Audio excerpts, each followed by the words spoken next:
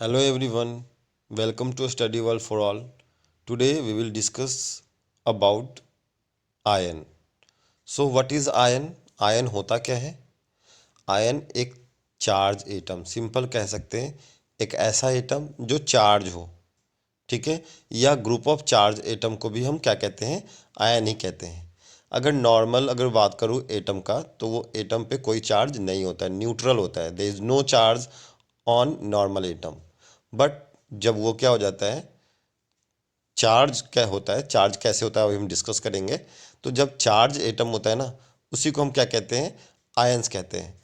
तो चार्ज कितने तरह के होते हैं? दो तरह के, पॉजिटिव और नेगेटिव। तो याद रखना है, पॉजिटिवली चार्ज आयन को कहते हैं कैटायन कहेंगे, और नेगेटिवली चार्ज आयन को क्या कहेंगे? एनायन कहेंगे। लेकिन ये आयन चार्ज कैसे होता है ना, वो चीज़ हम लोग इसमें डिस्कस करेंगे। फिर से एक बार मैं रिकैप्चुलेट कर दूं, आयन क्या होता है? एक चार्ज एटम होता है, या ग्रुप ऑफ चार्ज एटम को हम क्या कहते हैं? आयन कहते हैं। ठीक है। दूसरी बात मैंने बताया आपको कि जो चार्ज होते हैं वो दो तरह के होते हैं, पॉजिटिव और निगेटिव। तो जो एटम वैसे एटम जो पॉजिटिवली चार्ज होगा, that is known as cation, और जो निगेटिवली चार्ज होगा उसे क्या बोलेंगे? अनायन। ठीक है। तो आपको याद रखना है कि positively charge is known as cation and negatively charge is known as anion. अब नेक्स्ट जो हमारा है वो है group of atoms carrying a charge is known as polyatomic ion. देखो, आयन तो होता ही है, लेकिन कुछ ऐसे एटम्स होते हैं, मतलब जिनका ग्रुप होता है और उनमें भी चार्ज लगा हो, जैसे अमोनिया NH4, यहाँ पे पॉजिटिव चार्ज है। NO3-, यहाँ पे ग्रुप ऑफ एटम है, यानी नाइट्रोजन और हाइड्रोजन से मिलके बना है अमोनिया। तो ये क्या है, इस पे फिर भी चार्ज आ रहा है ना, तो उसे हम क्या कहेंगे? Polyatomic ion. Polyatomic ions are the group of atoms which carry charge.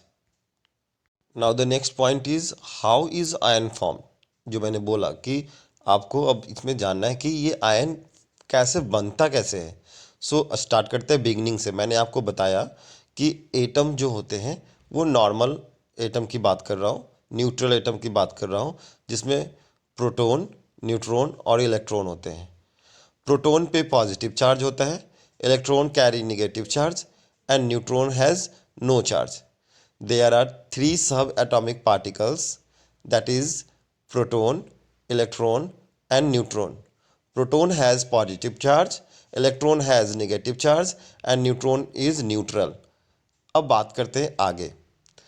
अगर मैं बात करूँ तो आप यहाँ पे नॉर्मल एटम की बात करूँ मैं, तो उसमें प्रोटॉन और इलेक्ट्रॉन की जो संख्या होती है, नंबर जो होती है, दैट इज़ इक्वल।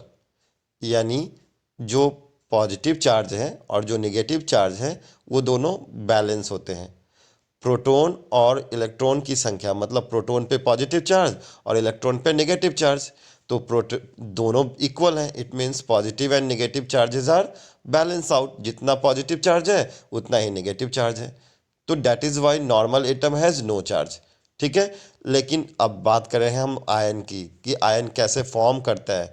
तो ions can form either by losing of electron और by gain of electron, है ना। तो यानी या तो लूज इलेक्ट्रॉन का करेगा कोई एटम, तो उससे चार्ज डेवलप होगा पॉजिटिव, और या तो कोई एटम को, सॉरी, इलेक्ट्रॉन को क्या करेगा? गेन करेगा, तो उससे भी चार्ज डेवलप होगा, और इस तरह से आयन का फॉर्मेशन होगा। नेक्स्ट हम डिस्कस करेंगे case first, when an atom loses an electron, है ना। पहला कंडीशन क्या हो सकता है? जब एटम कोई इलेक्ट्रॉन को लूज करे, है ना। तो देखो, मैंने अभी आपको बताया था कि एटम में नॉर्मल में पॉजिटिव चार्ज और नेगेटिव चार्ज बराबर होते हैं। तो जैसे एग्जांपल लेके मैं समझाता हूँ, सोडियम एटम है सपोज, उसके एटॉमिक नंबर 11 होते हैं, ठीक। तो वहाँ पे इलेक्ट्रॉन 11 है, यानी number of electron and number of proton is equal to atomic number. तो सोडियम का एटॉमिक नंबर 11 होता है, तो वहाँ पे प्रोटॉन 11 है और उसके इलेक्ट्रॉन भी 11 है। लेकिन क्या होगा कि वो अपना एक इलेक्ट्रॉन लूज़ करेगा, ठीक है। तो अब उसके पास इलेक्ट्रॉन जो बच गए वो 10 बचे, और जो उसके पास प्रोटॉन है वो 11 ही है। तो पॉजिटिवली चार्ज का क्या हो गया वहाँ पे, एक्स्ट्रा एक बढ़ गया ना in compare to negative charge.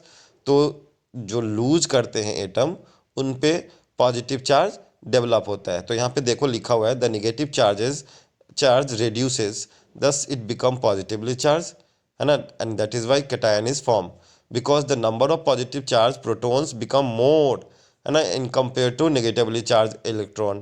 So यानी याद रखना है when an atom loses an electron, in that condition atom becomes positively charged. Case 2, when atom gains an electron. दूसरा केस है जब एटम इलेक्ट्रॉन गेन करते हैं, है ना। तो जैसे एग्जांपल ले लो आप क्लोरीन का, take an example of chlorine, its atomic number is 17, so number of electron will be also 17 and the proton will also be 17, दोनों 17 होंगे। तो इलेक्ट्रॉन अगर क्या होगा वहाँ पे एक गेन करेगा, है ना, उस केस में क्या होगा कि इलेक्ट्रॉन 18 हो जाएगा और प्रोटॉन 17 ही रहेगा। तो वहाँ पे क्या होगी, एक्स्ट्रा एक इलेक्ट्रॉन एक्स्ट्रा हो जाएगा, है ना। तो इसलिए जब वो कोई एटम वहाँ पे इलेक्ट्रॉन को गेन करता है तो उस पे जो चार्ज होता है दैट इज निगेटिव चार्ज, है ना। तो वो क्या बनाता है, एनायन का फॉर्मेशन करता है। इसमें क्या लिखा हुआ है देखते हैं, the negative charge increases thus it becomes negatively charge anion. अब ये क्यों होता है, क्योंकि the number of negatively charge electron becomes more than positively charge protons.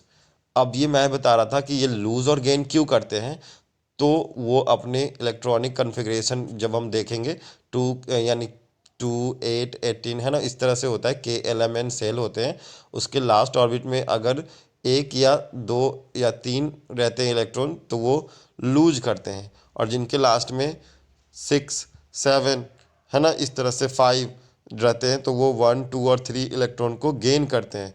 तो यानी जितने भी नॉन मेटल हैं वो इलेक्ट्रॉन को गेन करते हैं, तो इसलिए वो निगेटिवली चार्ज होते हैं। और जो मेटल्स होते हैं वो इलेक्ट्रॉन को लूज करते हैं, तो वो पॉजिटिवली चार्ज आयन का फॉर्मेशन करते हैं।